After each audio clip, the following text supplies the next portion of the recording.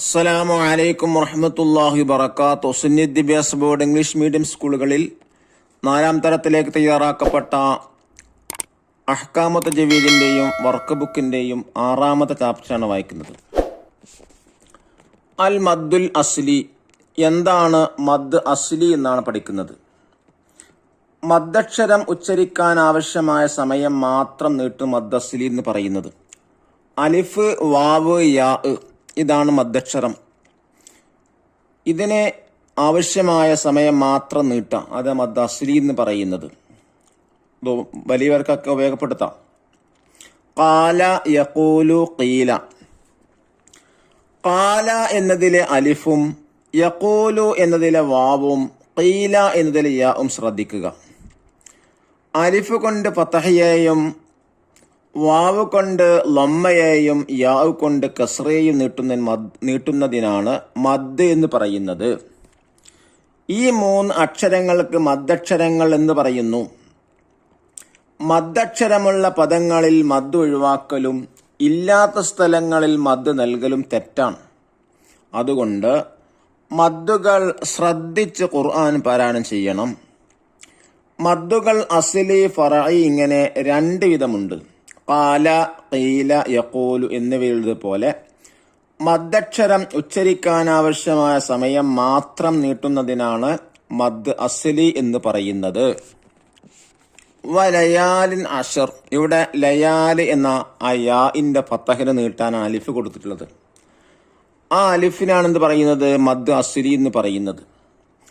വലം യംസസ്നി ബഷർ. ഇവിടെ യംസസ്നി ആ നൂനിന്റെ കസർ നീട്ടാൻ യാ കൊടുത്തു. അതിനാണ് മദ് അസ്ലി എന്ന് പറയുന്നത്. ഖുൽ അഊദു ബിറബ്ബിൽ ഫലഖ്. ഇവിടെ അഊദു ലമ്മിന് നീട്ടാൻ വാവ് നൽകി. ഇന്ന ഷാനിഅക ഹുവൽ അബ്തർ. ഇവിടെ ഷാനിഅക ഷാ എന്നതിന്റെ ഫതഹിന് നീട്ടാൻ അലിഫ് നൽകി.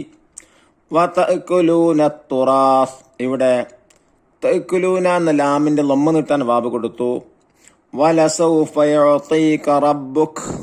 ഇവിടെ തോയിന്റെ കസർ നീട്ടാൻ യാന് കൊടുത്തു. ഇങ്ങനെ ഒരു അലിഫിന്റെ ഖദർ മാത്രം നീട്ടുന്നതിനാണ് മദ് അസ്ലി എന്ന് പറയുന്നത്. ദഫ്തർ താലിബ് നോക്ക് ദിരിബാത്തുകൾ ചെയ്യുക. അൽ ഖിറാഅത്ത് വൽ ഹിഫ്ള്. ഒന്നാമത്തത് നഖറ സൂറത്ത് ഫാത്തിർ വ യാസീൻ. ഫാത്തിർ സൂറത്തും യാസീൻ സൂറത്തും പാരായണം ചെയ്യാനാണ്. 1 മുതൽ 40 വരെയുള്ള ആയത്തുകൾ. വനക്തശ്ഫ മിൻഹൽ മദ്ദൽ അസ്ലി. അതിലുള്ള മദ് അസ്ലി എന്ത് ചെയ്യുക? വ്യക്തമാക്കി മനസ്സിലാക്കുക. രണ്ടാമതായ നഹ്ഫദു ആയത്തുൽ കുർസി വൽ അദ്കാർ. ആയത്തുൽ കുർസിയും ദിക്റുകൾ എന്ത് ചെയ്യുക? കാണാതെ പഠിക്കുക. ഇനി നമുക്ക് തദ്ബീബാത്തുകൾ വായിക്കാം. എന്താണ് ഒന്നാമത്തെ വർക്കുള്ളത്? നക്തശ്ഫു ഹുറൂഫൽ മദ്ദി മിൽ ആതിയതി വനക്തബു സലാസ കലിമാത്തിൻ ലികുല്ലി ഹർഫിൻ.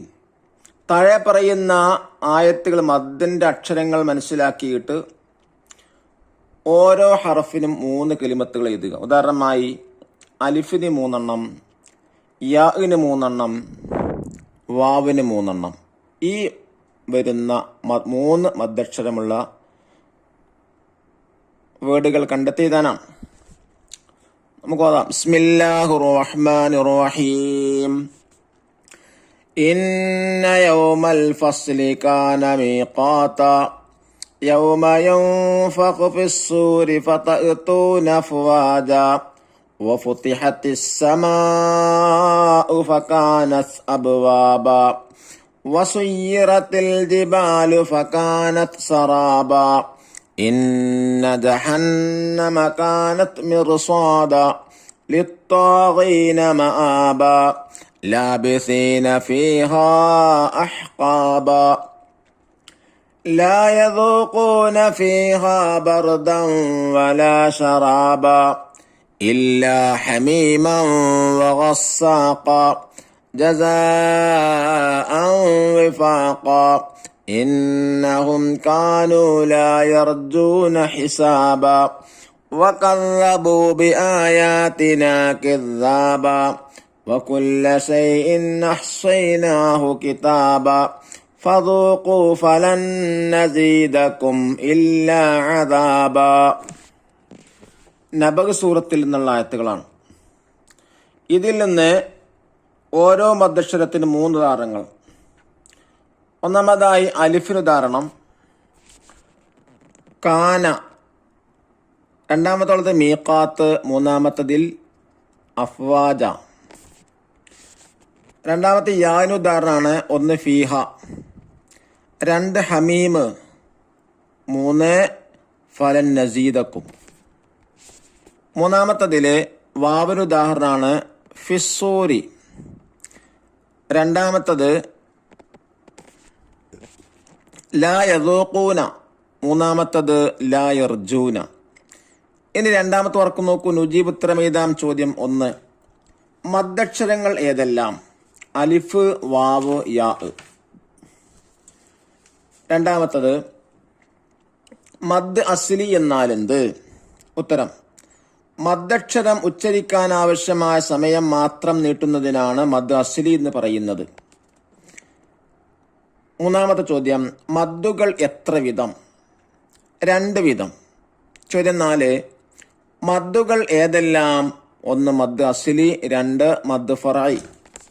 ഇനി മൂന്നാമത്തെ വർക്ക് നമുദ്ദുൽ ഹുറൂഫൽ ആത്തിയ, താഴെ പറയുന്ന ഹർഫുകൾ നീട്ടാനാണ്.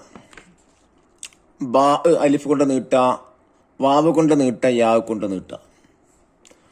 ബാ ബാ ബി ബി, ബാ ബു ബി, ജ ജു ജി, ദ ദു ദി, സ സു സി, സ സു സി, ത തു തി, അ ഉ ഇ, ക കു കി, വ വു വി. അല്ലാഹു തആല തജ്വീദ് നിയമങ്ങളനുസരിച്ച് പാരായണം ചെയ്യാൻ തൗഫീഖ് നൽകട്ടെ. അസ്സലാമു അലൈക്കും വറഹ്മത്തുള്ളാഹി വബറകാതുഹു.